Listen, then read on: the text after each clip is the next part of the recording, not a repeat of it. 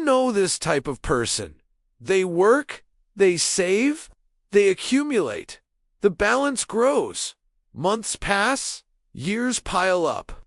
But when the time comes to use it, to enjoy it, to live what they've earned, something inside them freezes. Not because they're greedy, not because they have no dreams, not because they don't deserve it, but because there's a voice, an old voice, whispering in the back of the mind, "What if I need it later?" And that voice didn't arrive yesterday. It's been there for decades, planted deep, rooted in fear. You see, there are people who live in a strange contradiction. They work hard. They earn well. They save everything. The bank account rises. The spreadsheet closes in the green. The security is there, mathematical, proven, undeniable. But when that trip they always dreamed of appears, when that course that could transform their career shows up, when they look at that gift they'd like to give someone special, when the opportunity to invest in themselves presents itself, the same phrase appears. Not now. Better to wait. What if an emergency comes? I can live without this. Maybe next year. It's not the right time. And they postpone and postpone again and again, until the trip becomes a memory of what never happened. The course closes enrollment. The gift is never given. The opportunity passes to someone else. And life keeps passing, while the money stays still, protected, untouched, growing, perhaps, but never serving its purpose, never fulfilling its function. Because money has a function, you see?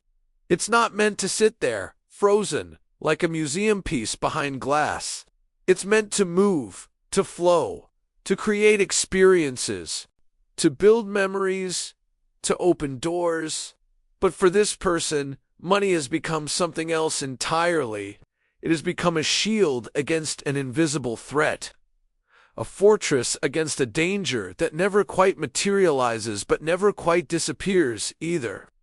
You see, this isn't just being economical. This isn't just being careful. This isn't just being responsible. This is fear disguised as prudence. This is anxiety dressed up as wisdom. This is trauma pretending to be strategy. Because deep down, this person isn't saving money. They're saving emotional security. They're trying to buy something money cannot give. The certainty that nothing bad will happen. The guarantee that chaos won't return. The promise that they'll never feel that particular kind of helplessness again. And where does this come from? It comes from far away. From a time when they were too young to understand, but old enough to absorb everything. They grew up hearing, money doesn't grow on trees. You only spend on what's necessary. Enjoying life is something irresponsible. People do. Rich people are selfish. Wanting more is being greedy. Maybe they saw their parents struggling, saw bills being negotiated at the kitchen table, saw the tension in voices when the month was difficult, saw the shame in their father's eyes when he couldn't buy something simple, felt the weight of financial stress pressing down on the entire household. And there, as a child, sitting quietly in the corner, absorbing it all, they made a silent promise.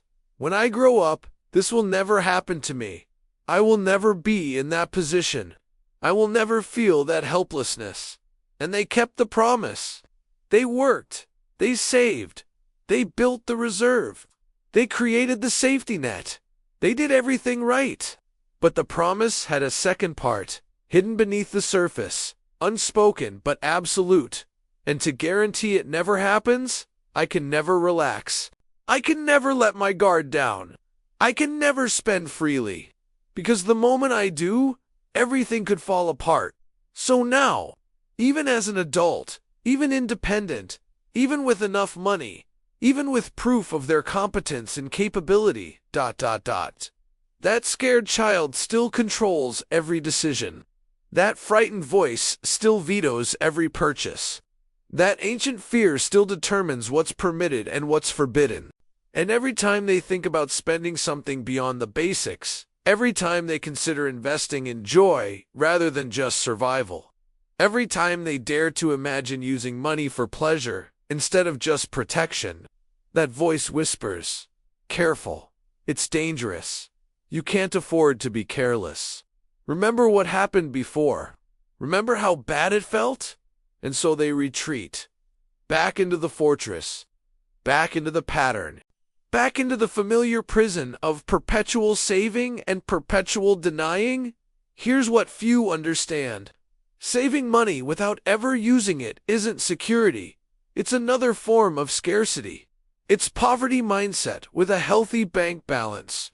It's deprivation dressed in different clothes. Because you're not building abundance. You're managing fear. You're administering anxiety. You're organizing terror into spreadsheets and calling it wisdom. And there's a profound difference between someone who saves to have freedom and someone who saves because they're terrified of losing. One saves with purpose and direction. One saves with intention and vision. One saves as a means to an end. The other saves compulsively, reflexively, desperately, saves as the end itself. One knows money is a tool, a resource, a form of stored energy meant to be transformed into life. The other has turned money into a god, a master, a prison guard that must be constantly appeased but never truly enjoyed. You see, money standing still isn't wealth. It's frozen potential. It's unused power. It's life waiting to happen but never quite happening. It's like having seeds but never planting them. Like owning an instrument but never playing it. Like possessing a passport but never traveling. Like having a voice but never speaking.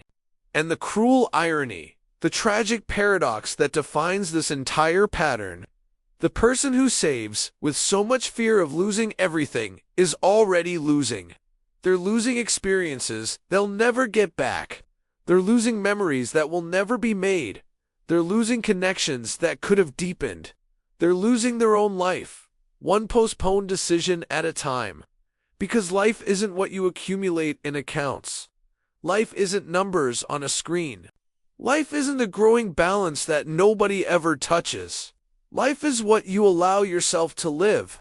Life is what you permit yourself to experience. Life is what happens when you finally use what you've earned. The cost of this pattern? It's not just the trips not taken. It's not just the courses not completed. It's not just the gifts not given. It's not just the experiences postponed. It's the identity that remains frozen in time. It's the person you could have become, but never did. It's the life you could have lived, but chose not to. Because while you live in fear of losing, you never discover who you would be if you allowed yourself to have. The person who works and enjoys. The person who saves and lives. The person who plans for tomorrow and embraces today. The person who is responsible, but not imprisoned by responsibility. That person exists inside you, right now, waiting. But while that old voice controls your decisions, while that ancient fear determines your choices, while that childhood promise holds you hostage, they will never appear. They will remain potential, possibility, a version of you that exists only in the realm of what could have been. And here's the truth nobody talks about, the reality that financial advice never addresses. The secret that lies beneath all the budgets and strategies and plans. Real financial security isn't how much you have saved. Real financial security is the ability to use what you have without guilt, without fear, without paralysis, without that voice screaming danger at every decision. It's being able to look at the balance and think, this is here to serve me. This is here to enable my life. This is a tool I created to build the existence I want. Not a fortress I hide behind. Not a shield I cower under. Not a prison I've locked myself inside. So today, right now, in this moment, ask yourself, am I saving to build freedom or to feed fear? Am I protecting my future or sacrificing my present? Am I being wise or am I being afraid? Because real wealth, true prosperity, actual abundance isn't how much you accumulate. It's how much you allow yourself to live without guilt, without fear, without invisible prisons built from old voices and ancient promises. And maybe, just maybe, true security isn't in the account balance at all.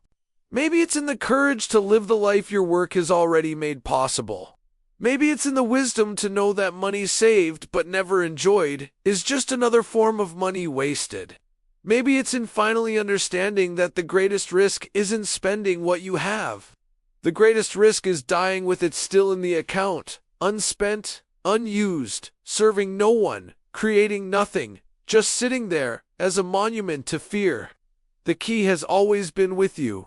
The question is, will you finally use it?